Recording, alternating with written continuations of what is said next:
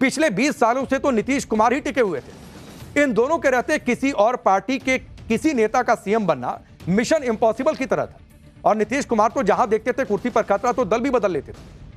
लेकिन पीएम मोदी ने नामुमकिन को मुमकिन कर डाला, वो भी नीतीश कुमार के रहते हुए उनके समर्थन के साथ कर दिया।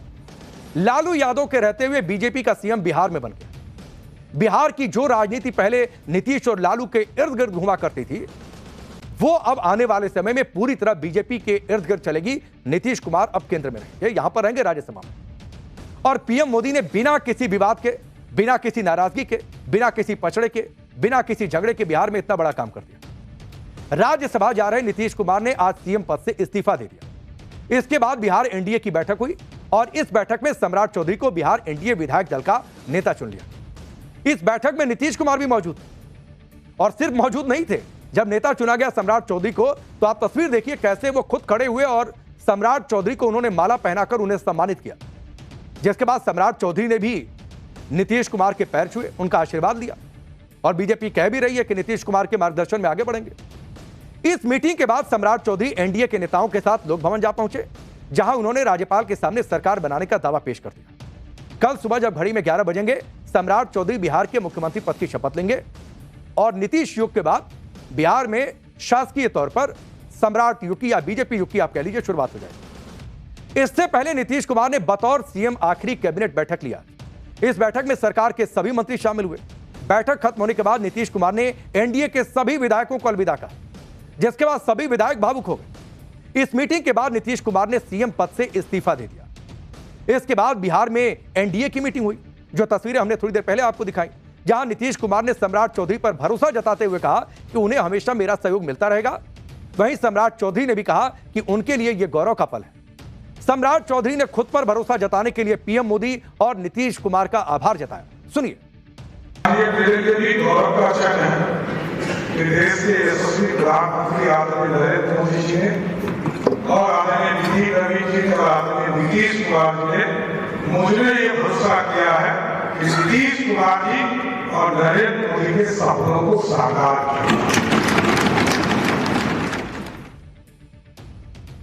बिहार में कल सम्राट चौधरी के रूप में बीजेपी का पहला मुख्यमंत्री बनेगा। इसीलिए आज केंद्रीय मंत्री शिवराज सिंह चौहान को पर्यवेक्षक बनाकर पटना भेजा गया था, जहां बीजेपी विधायक दल की बैठक हुई और इस बैठक में सभी विधायकों की सहमति से सम्राट चौधरी को विधायक दल का नेता चुना गया। शिवराज सिंह चौहान ने सम्राट चौधरी को माला पहनाकर उनका स्वागत किया। ये तस्वीरें भी आपके सामने। बिहार बीजेपी के लिए ये पल, ये तस्वीरें उसके राजनीतिक इतिहास में बिहार के हिसाब से खासतौर पर सबसे बड़ा पल है और सबसे बड़ा दिन है, क्योंकि कल बिहार में पहली बार बीजेपी का सीएम बनेगा। इसकी खुशी पटना में बीजेपी के दफ्तर पर दिखी, सड़कों पर दिखी। ये तस्वीरें देखिए, बीजेपी कार्यकर्ताओं ने जमकर आतिशबाजी की, जश्न मनाया और ये जश्न तो खैर बनता भी था, क्योंकि एक लंबे समय के बाद और पहली बार बीजेपी का कोई नेता मुख्यमंत्री बने। अब बीजेपी ने सम्राट चौधरी को जो मौका दिया है, उसका इशारा दरअसल पिछले साल मिल गया था। यह सब कुछ अचानक से नहीं हुआ कि आज अचानक बैठक होती है और सम्राट चौधरी को नेता चुन लिया गया।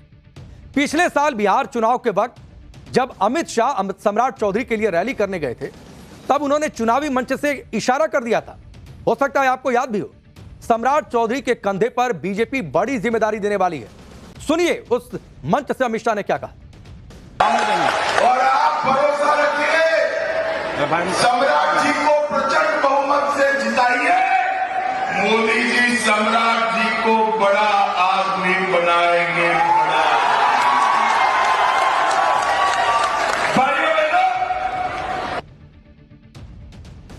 तो आप सोचिए कि ऐसे ही नहीं कहा जाता कि बीजेपी कितनी लंबी प्लानिंग लेकर चलती है, या फिर अमित शाह कितनी लंबी प्लानिंग लेकर चलते हैं।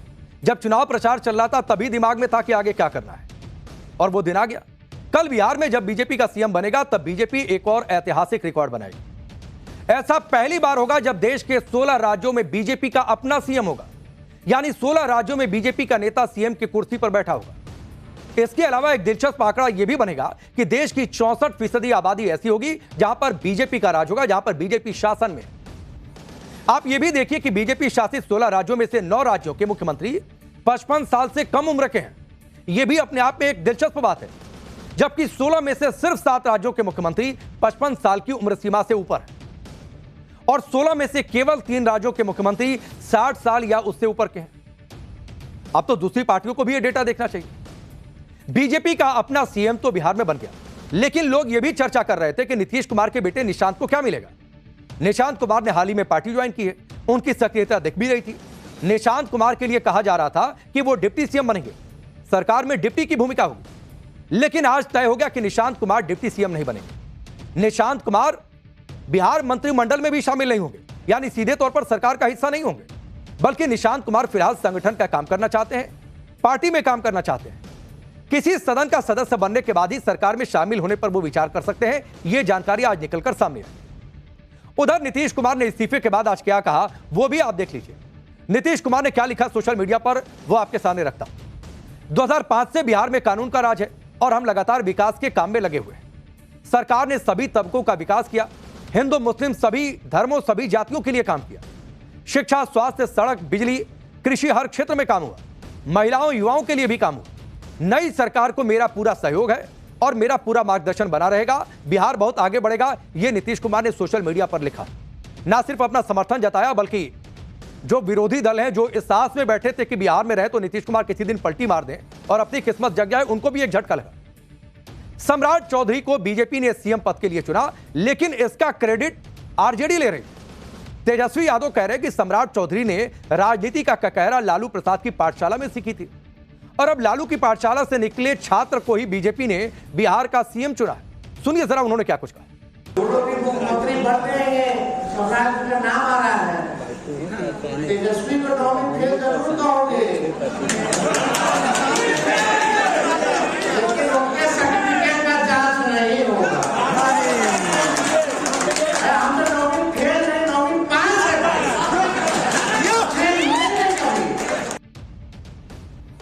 तो तेजस्वी यादव जब कह रहे थे कि सम्राट चौधरी लालू जी की पाठशाला से निकले हैं, तो फिर यह भी सोच लेना चाहिए था कि आखिरकार ऐसी क्या परिस्थिति आ गई कि सम्राट चौधरी को वो पाठशाला छोड़नी पड़ी और जाना पड़ा जेडीयू। इधर नीतीश कुमार के इस्तीफे पर अखिलेश यादव ने कहा कि वो इंडी गठबंधन के सभी दल नीतीश कुमार को प्रधानमंत्री बनाना चाहते थे, लेकिन अब वो राज्यसभा के मेंबर बनकर रिटायर हो जाएंगे। सुनिए उन्होंने क्या कहा। कि आदरणीय नीतीश कुमार जी को हम सब लोग मिलकर के प्रधानमंत्री बनाना चाहते थे, लेकिन वो अब एज ए मुख्यमंत्री रहे, अब वो रिटायर होंगे राज्यसभा मेंबर के रूप में।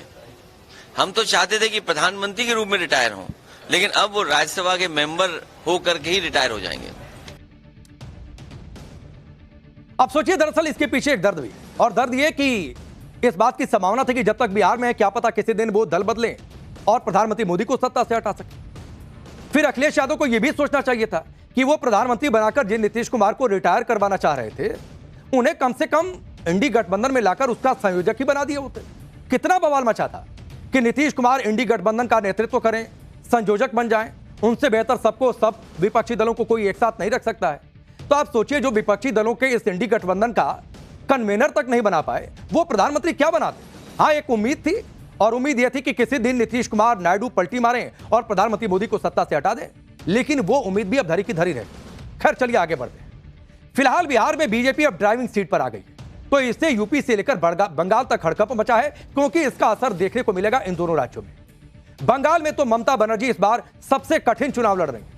बीजेपी बंगाल में उलटफेर करने की तैयारी कर चुकी है, दावा कर रही है।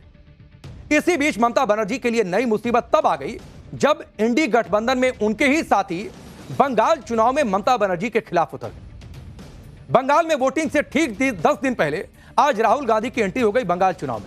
जोरदार तरीके से वो मंच पर अपनी बात रखते नजर आए।